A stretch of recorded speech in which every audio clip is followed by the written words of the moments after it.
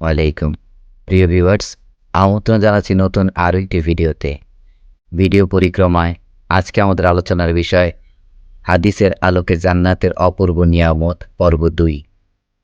আলোচনায় আছি আমি সৈয়দ সুলাইমান সিদ্দিক। প্রিয় ভিউয়ার্স, গত পর্বে আমরা জেনেছিলাম জান্নাতের অপূর্ব নিয়ামতের সম্পর্কে। ভিডিওটি খুব বেশি দীর্ঘ হয়, আমরা প্রথম পর্বের সাথে দ্বিতীয় পর্ব যোগ করার চিন্তা করি। আসুন জেনে নেই হাদিসের আলোকে জান্নাতের অপূর্ব নিয়ামত সম্পর্কে। আল্লাহ তাআলা মুমিনের জন্য তৈরি করে রেখেছেন চিরসুখের আবাসন জান্নাত। এই জান্নাত কেমন তার বর্ণনা আল্লাহ তাআলা কোরআন মাজিদে এবং বিশ্বনবী মুহাম্মদ মুস্তাফা সাল্লাল্লাহু আলাইহি সাল্লাম হাদিসে পাকে সবিস্তারে বর্ণনা করেছেন। জান্নাতে পার্থিব জীবনে যে সকল মুসলিম আল্লাহর আদেশ নিষেধ মেনে চলবে এবং পরকালীন হিসাবে যার গুনাহের চেয়ে পুণ্যের পাল্লা ভারী হবে ও আল্লাহর সন্তুষ্টি লাভ করবে, তাদের জন্য আল্লাহ যে সকল জান্নাত প্রস্তুত করে রেখেছেন। আল্লাহ মানুষের মনের ইচ্ছা দিয়ে সাজিয়েছেন জান্নাত, সেখানে চিরস্থায়ী, যার নাজ নেয়ামত ভোগ বিলাস ও সকল মঞ্জিল সকল জান্নাতের জন্য প্রতিদান স্বরূপ। আল্লাহ জান্নাতীদের আহ্বান করবেন সম্মানিত মেহমানদের ন্যায়। তারা সামনে অগ্রসর হবে এবং আল্লাহর দরবারে উপস্থিত হবে। পবিত্র কোরআনে ইরশাদ হচ্ছে, হে আমার বান্দাগণ, আজ তোমাদের কোনো ভয় নাই এবং তোমরা চিন্তিত হবে না। সূরা যুখরুফ আয়াত 68।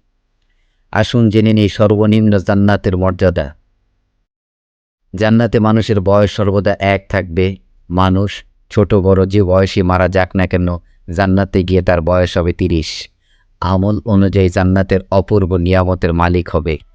আবু সাঈদ খুদরি রাদিয়াল্লাহু তাআলা থেকে বর্ণিত, তিনি বলেন, রাসূলুল্লাহ সাল্লাল্লাহু আলাইহি সাল্লাম বলেছেন, জান্নাতীদের মধ্যে সর্বনিম্ন যে, তার হবে 80,000 সেবক, 72,000 সঙ্গিনী। মতি, জবরজদ ও ইয়াকুত পাথরে নির্মিত জাবিয়া থেকে সানআ পর্যন্ত দূরত্বের মতো বিস্তৃত এক বিরাট গম্বুজ বিশিষ্ট প্রাসাদ প্রতিষ্ঠা করা হবে। সহিহ তিরমিজি হাদিস নাম্বার 2562। এবার জেনে নিই জান্নাতের দরজার দূরত্ব। 8টি জান্নাতের কথা সর্বত্র প্রসিদ্ধ। প্রতিটি স্তরের আলাদা নাম ও একটি করে দরজা রয়েছে। 8 দরজার প্রত্যেকটির 2টি দরজার মধ্যবর্তী দূরত্ব হল 40 বছরের পথের দূরত্ব সমান। তাহলে জান্নাত কত বিশাল! খালিদ ইবনে উমায়ের আদাবি রহমতুল্লাহ আলাইহি থেকে বর্ণিত, তিনি বলেন, উকবা ইবনে গাজওয়ান রাদিয়াল্লাহু তাআলা আনহু বলেন, আমার কাছে বর্ণনা করা হয়েছে, জান্নাতের 2 পাল্লার মধ্যে 40 বছরের সফরের পথ। অচিরেই একদিন এমন আসবে যখন ওটা মানুষের ভিড়ে পরিপূর্ণ থাকবে। সহিহ মুসলিম হাদিস নাম্বার 7166। জান্নাতে বাজারও থাকবে। আসুন জেনে নেই জান্নাতের বাজারের বৈশিষ্ট্য কেমন। জান্নাতের বাজারে কোনো পণ্য বা অন্য কিছু বেচাকেনা হবে না, শুধু নারী পুরুষের ইচ্ছা অনুযায়ী প্রতিকৃতি বদল হয়ে যাবে। আগের চেয়ে আলাদা রূপ সৌন্দর্য বৃদ্ধি পাবে। আনাস ইবনে মালিক রাদিয়াল্লাহু তাআলা থেকে বর্ণিত, আল্লাহ রাসূল সাল্লাল্লাহু আলাইহি সাল্লাম বলেন, জান্নাতে একটি বাজার থাকবে। প্রত্যেক জুমায় জান্নাতি লোকেরা এতে সমবেত হবে। অতঃপর উত্তরের বায়ু প্রবাহিত হয়ে সেখানকার ধুলাবালি তাদের মুখমণ্ডল ও কাপড় চোপড়ে গিয়ে লাগবে। এতে তাদের রূপ ও সৌন্দর্য আরও বৃদ্ধি পাবে। অতঃপর তারা নিজ পরিবারের কাছে ফিরে আসবে। এসে দেখবে তাদের গায়ের রং ও সৌন্দর্য অনেক বৃদ্ধি পেয়েছে। এরপর তাদের পরিবারের লোকেরা বলবে, আল্লাহর কসম, আমাদের কাছ থেকে যাওয়ার পর তোমাদের রূপ সৌন্দর্য বৃদ্ধি পেয়েছে। জবাবে তারা বলবে, আল্লাহর কসম, আমাদের যাওয়ার পর তোমাদের রূপ সৌন্দর্য বহুগুণে বৃদ্ধি পেয়েছে। মুসলিম হাদিস নাম্বার 6883, তিরমিজি হাদিস নাম্বার 2550। জান্নাতের বড় বড় গাছ।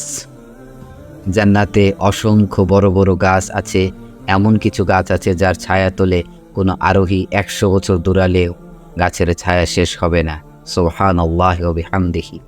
ওই গাছগুলো মালিক হতে হলে কিংবা গাছের চারা রোপণ করতে হলে বেশি বেশি জিকিরের আমল থাকতে হয়। ইবনে মাসউদ রাদিয়াল্লাহু তাআলা থেকে বর্ণিত, রাসূল পাক সাল্লাল্লাহু আলাইহি সাল্লাম বলেছেন, মিরাজের রাতের সফরে ইব্রাহিম আলাইহিস সালামের সঙ্গে আমার সাক্ষাৎ হয়। তখন তিনি বলেন, হে মুহাম্মদ সাল্লাল্লাহু আলাইহি সাল্লাম, আপনার উম্মতকে আমার পক্ষ থেকে সালাম জানাবেন এবং তাদের জানিয়ে দেবেন যে জান্নাতের মাটি উত্তম আর এর পানি সুমিষ্ট, তবে তা ফাঁকা ময়দান।